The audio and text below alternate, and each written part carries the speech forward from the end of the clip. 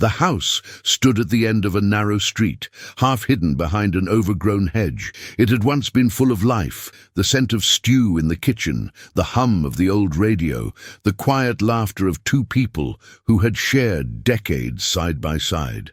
Now, only one remained. Martha moved slowly through the rooms, her hand trailing along the furniture, as if trying to touch what time had taken. The photographs on the wall looked back at her with the same silent kindness as always, but she could no longer bear to meet their gaze. Each morning began the same. She boiled water for tea, sat by the window, and watched the light shift across the empty chair across from hers. His chair. She had never moved it. It was her way of keeping him near, though she knew that love's absence cannot be filled with furniture. Neighbors passed by occasionally, waving if they noticed her at the window. She waved back, smiled politely, and returned to her silence. The world had not been cruel, just busy, and grief, she had learned, was quieter than anyone ever tells you. When night came, she turned off the lights one by one, leaving the kitchen last. The walls creaked softly in the dark, and before closing her eyes, she whispered into the stillness, "Good night, love." There was no answer. Only the echo of her own voice carried softly into memory. Days slipped past like water through trembling hands. There were no visitors to mark the weeks, no appointments to prepare for. The clock ticked, the kettle whistled, the world turned, but Martha's life remained suspended in sameness. She had tried to keep busy at first, sorting clothes, tending to her garden, reading the Bible aloud as her husband used to. But even those small routines began to lose their color. The flowers grew wild, the pages of scripture blurred through tears she no longer noticed. Loneliness was not sharp anymore. It was dull, a steady weight that pressed against her chest with every breath. Sometimes she wondered if the world would even notice if she were gone. It wasn't bitterness, just curiosity. The thought frightened her at first, then settled into a kind of sad acceptance. She had been a wife, a mother, a friend, but now she was simply there, a quiet figure in a quiet house, existing between yesterday and forever. There was something haunting about silence. It didn't just fill the air, it filled her. Martha used to find comfort in quiet moments. Now, silence was her only companion, and it carried the shape of absence. The kind of silence that seemed to listen, to breathe, to remember. At night, she would lie awake, listening to the clock in the hallway. Each tick was a reminder that time still moved, even though her heart had not. Sometimes she pressed her pillow over her ears, trying to block it out. But silence, she learned, is not the absence of sound. It is the presence of emptiness. There were moments she almost spoke aloud, just to hear her own voice, to remind herself she still existed. She would whisper things like, "It's late," or "Tomorrow I'll sweep the porch," even though no one answered. And in those moments, her heart whispered something quieter still. "Does anyone see me?" In the first weeks after the funeral, her house had been full. Neighbors brought food she couldn't eat, relatives called every evening, and her church friends came by to pray. The words they spoke were kind, the hugs sincere, but as the weeks turned to months, the visits grew fewer. It wasn't anyone's fault. Life simply resumed, as it always does for everyone but the grieving. She watched their lives from afar, weddings, new babies, travels, birthdays. She was happy for them, truly. But in her heart, she felt like a page that had been turned. Once read, once loved, now left behind in the story. Her phone, once full of voices, now sat silent on the table. Sometimes she picked it up just to check if it still worked. Other times, she scrolled through old messages, rereading words that had once carried warmth. The silence afterward always felt colder. Martha didn't blame them. People forget, she thought, not out of cruelty, simply out of life. But oh, how she longed for one person to remember, just one call, one knock at the door, one voice to say, "You're still loved." The hardest part of loneliness wasn't the quiet, it was being unseen. Martha still smiled when she met people at the market, still thanked the mailman with polite words, still kept her house neat in case anyone came by, though no one did. But beneath the gentle rhythm of her manners lived a truth she couldn't ignore. Her heart longed to be known again. At times she'd catch herself talking to her late husband as if he was sitting across from her. "You'd laugh if you saw me now," she'd whisper softly while stirring her tea. "Still overthinking everything." She smiled faintly at her own foolishness, but the sound of her voice in an empty room hurt. She wasn't angry with anyone. She understood that life moves on. It must, but understanding didn't make the evenings any easier. There's a kind of ache that can't be reasoned away, an ache that comes from wanting to be remembered without having to remind people you exist.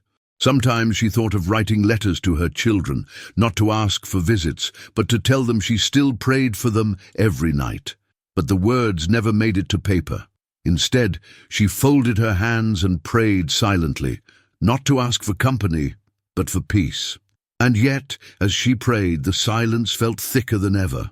Her birthday fell on a Tuesday that year, a day like any other. She woke with the faint hope that maybe someone would remember. She didn't expect much, just a call, a message, perhaps a knock at the door. Morning turned to afternoon. Afternoon faded into dusk. The phone remained still. She baked herself a small loaf of bread and brewed tea, setting the table for one. The candle she lit flickered unevenly, its flames small against the vast quiet of the kitchen. When she whispered, "Happy birthday, Martha," aloud, her voice trembled. Tears followed, slow, unforced, honest. There was no anger in her heart, only a deep sadness that stretched across the years. She thought of her children, her friends, the people she once called family. Were they happy? Did they ever think of her the way she thought of them? That night, as she lay in bed, she said softly, "I guess no one cares anymore." It wasn't meant as complaint. It was simply the truth as she saw it. And though her body ached from tears, her soul whispered one more prayer before sleep. "If I am forgotten by all, Lord, please don't forget me."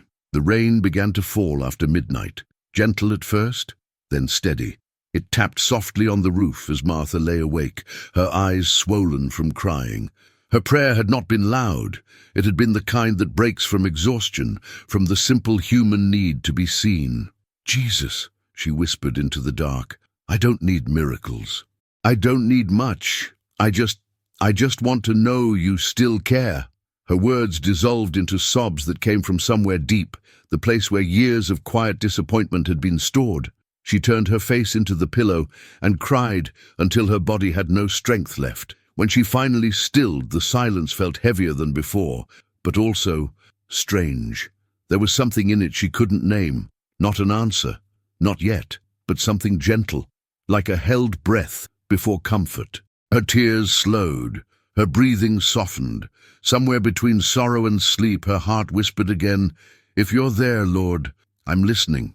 And heaven did not speak in words, but it had already heard. The following morning came grey and quiet. Martha awoke with swollen eyes and the heaviness that follows a night of weeping. She made tea as usual, her hands trembling slightly as she poured. Her prayer from the night before lingered in her heart like an echo. She waited for something, a feeling, a sign, a small shift in the air, but nothing came. The silence was the same. It would have been easier if she could stop hoping. Hope hurts when it seems unanswered, yet somehow she couldn't stop. She looked at her Bible on the table. Its pages were worn, corners turned, the cover faded from years of use. She opened it at random, and her eyes fell on a verse she'd read countless times before. "Can a mother forget the baby at her breast, and have no compassion on the child she has borne? Though she may forget, I will not forget you." The words blurred through her tears. She traced them slowly with her finger, whispering, "You won't forget me?" The silence didn't answer, but it no longer felt empty. It was heavy with promise, like the pause before dawn. Something unseen was stirring, something about to change. That night, Martha couldn't bring herself to pray in her usual way. There were no rehearsed words, no memorized verses, only the trembling honesty of a soul laid bare. She sat at the edge of her bed, the light from the street lamp faintly spilling through the curtains. Her Bible lay open beside her, but she didn't read it. She only stared at the ceiling and whispered, I'm tired, Lord. Not of life, just of being unseen. Her voice cracked. If no one remembers me, then please, you remember me. She waited, her heart heavy, but still beating with the smallest spark of faith. For years, she had spoken prayers that seemed to vanish into the air, but this one felt different. It didn't feel like asking. It felt like trusting. The room grew very still. The night deepened into that sacred silence where heaven listens. And though no voice replied, something shifted inside her chest, a small easing of weight, a warmth that began to glow in the hollow places of her heart. It wasn't dramatic, it was barely perceptible, yet she knew this was not loneliness. This was presence. The peace began as a whisper, soft, like the memory of a song she once knew. It flowed slowly, filling her ribs, her throat, her eyes. Her hands stopped trembling, her breathing deepened. She didn't see light or hear angels. She simply felt seen. Every ache that had pressed upon her seemed to soften under that invisible comfort. The silence that once mocked her now held her gently, like a friend's embrace. She closed her eyes, afraid to move, afraid that the feeling might fade. But it didn't. It stayed, still, steady, certain. Then came a realization, not in her ears, but in her spirit. I have never stopped caring. The words were not spoken aloud, yet they resounded deeper than sound.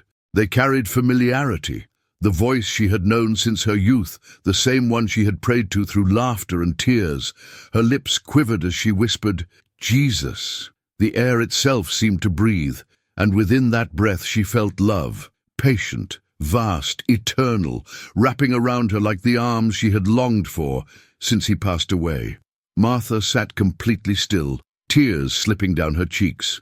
The room had not changed. The same dim lamp, the same worn chair, the same quiet. Yet everything within her was different. It wasn't imagination. It wasn't emotion.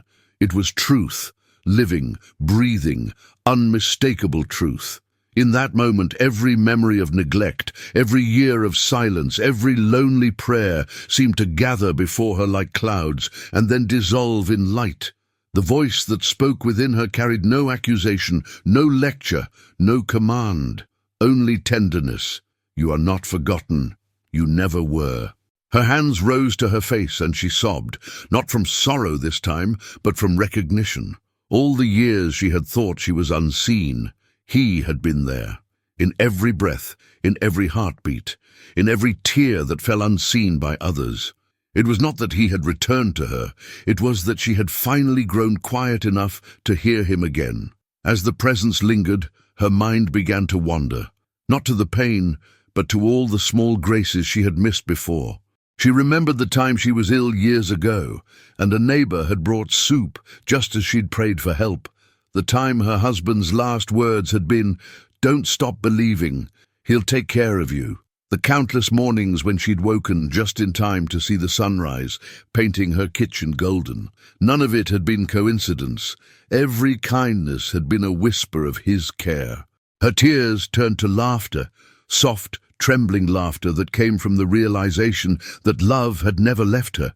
She had just forgotten how to see it. She pressed her hand over her heart and whispered, "You've been here all along, haven't you?" The peace deepened, the silence glowed, and she knew that the one she thought had forgotten her had never stopped calling her name.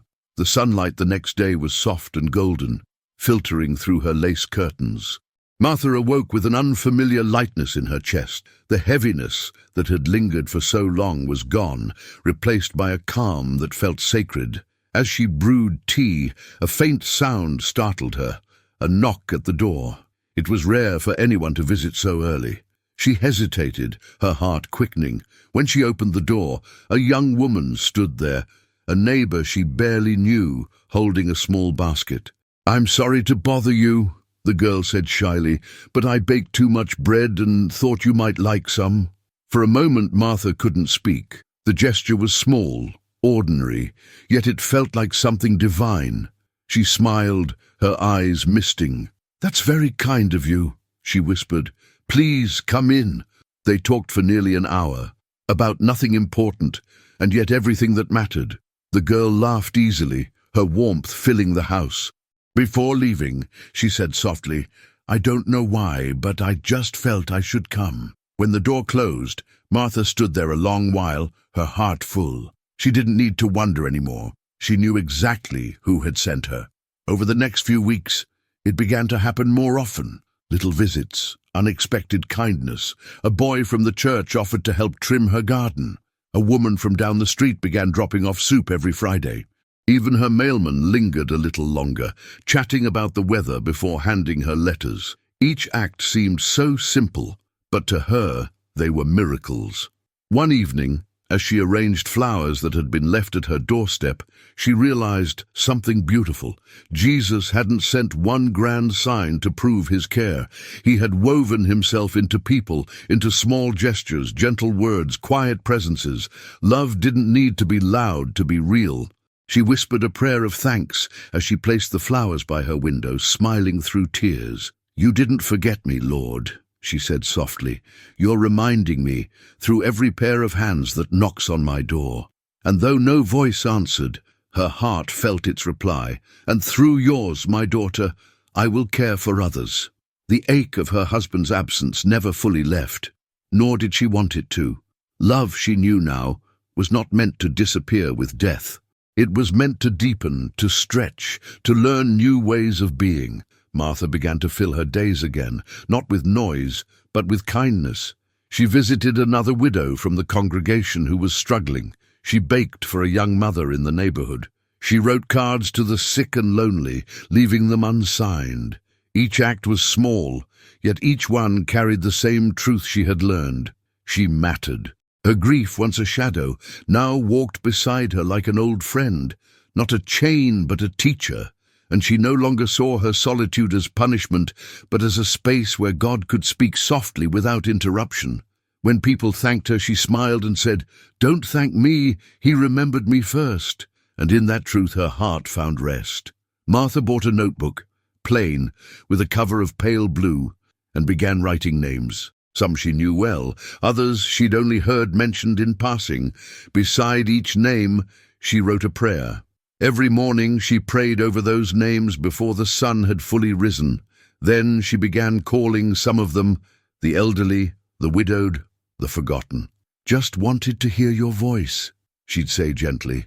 "You're not alone." Sometimes the calls were short, sometimes long, sometimes met with tears. But every time she hung up the phone, she felt the same quiet joy blooming inside. She began sending little cards in the mail, verses written in her shaky handwriting. "He sees you. You are loved. Jesus remembers." It was not a grand ministry. There were no titles, no applause, no recognition. But heaven took note of every word, every prayer, every phone call whispered between hearts that once thought they were unseen. Her house, once so quiet, now echoed with the gentle hum of purpose and of love rediscovered. It started one afternoon when the neighbor's little boy accidentally kicked his ball into her yard. Martha stepped outside to return it, her movements slow but steady. The boy grinned, his face flushed from play, and said, "Thank you, Ma'am," before running off. Something about his energy, the innocence of it, the life, made her chuckle softly. It had been so long since she'd heard her own laughter that it startled her. It sounded fragile but true. In the days that followed, joy began to visit more often.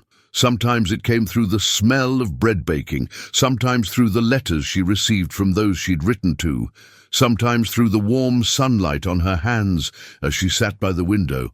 It wasn't loud joy, it wasn't fleeting, it was the quiet, steady kind, like a lamp that had always been there, waiting for her to light it again.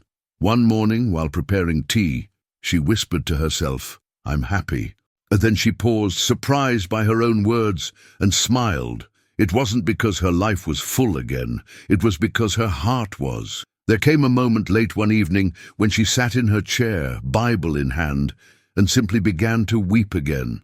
But this time they were not tears of sorrow. They were tears of understanding. As she turned the pages, her eyes fell upon the verse that had once broken her heart. "Though my father and mother forsake me, the Lord will receive me."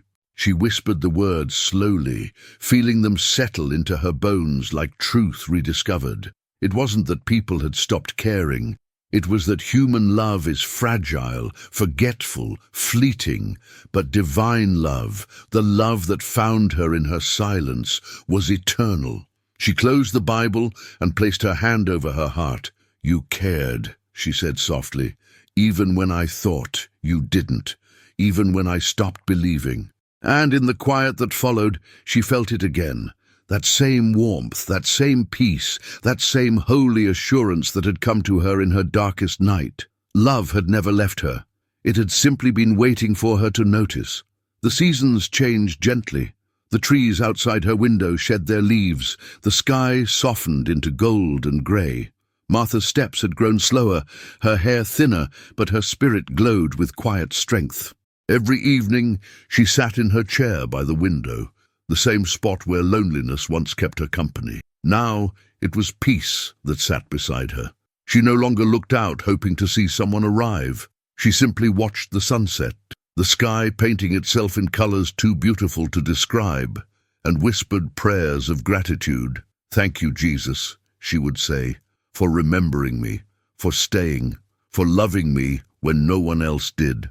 Her house was still simple, her life still humble, but her heart had become holy ground. She no longer feared the silence, because she had learned, when the world grows quiet, heaven speaks the loudest. It was a calm night, stars gleaming faintly through the curtains, a soft wind brushing the trees. Martha lay in her bed, her Bible resting beside her, its pages open to the words that had sustained her. "I will never leave you nor forsake you." Her breathing slowed. Her hands rested peacefully over her heart. She wasn't afraid. She had known love, the kind that doesn't forget, the kind that doesn't end. And as her last breath left her lips, it carried a whisper, "Thank you." In that same instant, the presence that had filled her lonely nights surrounded her again. Not imagined, not distant, real. He was there. The room filled with peace, quiet, luminous, eternal. She had been forgotten by many, but not by him. And when she crossed from this world to his, it wasn't as a lonely widow, but as a beloved bride, finally home.